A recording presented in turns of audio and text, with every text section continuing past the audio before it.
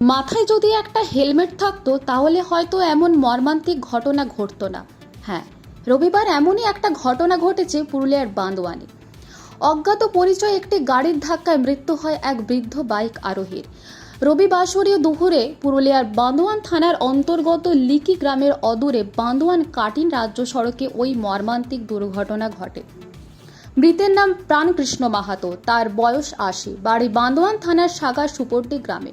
Police সূত্রে জানা গিয়েছে, তিনি বাইক নিয়ে যাওয়ার সময় হঠাৎ একটি অজ্ঞাত গাড়ি তাকে সজোরে ধাক্কা মারে। হেলমেট না থাকার কারণে তিনি ছিটকে পড়ে মাথায় গুরুতর আহত পান। রাস্তায় প্রবল রক্তক্ষরণ শুরু হয়। স্থানীয়দের খবর পেয়ে দ্রুত ঘটনাস্থলে পৌঁছয় বান্দোয়ান থানার পুলিশ। তাকে উদ্ধার করে নিয়ে যাওয়া হয় বান্দোয়ান গ্রামীণ স্বাস্থ্য কেন্দ্রে, কিন্তু চিকিৎসকেরা তাকে মৃত বলে ঘোষণা করেন। এই ঘটনায় একটি অস্বাভাবিক মৃত্যুর মামলা রুজু করা হয়েছে।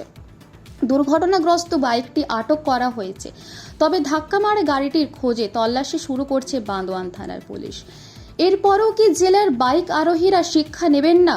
কিছুদিন আগে রোড সেফটি অনুষ্ঠানে পুরুলিয়ার পুলিশ সুপার অভিজিৎ বন্দ্যোপাধ্যায় বলেছিলেন, ঘর থেকে বাইক নিয়ে বার হলে হেলমেটটা নিয়ে বেরোবেন, যেমনভাবে মোবাইলটা নিয়ে বার হন। কিন্তু কে শুনে কার কথা?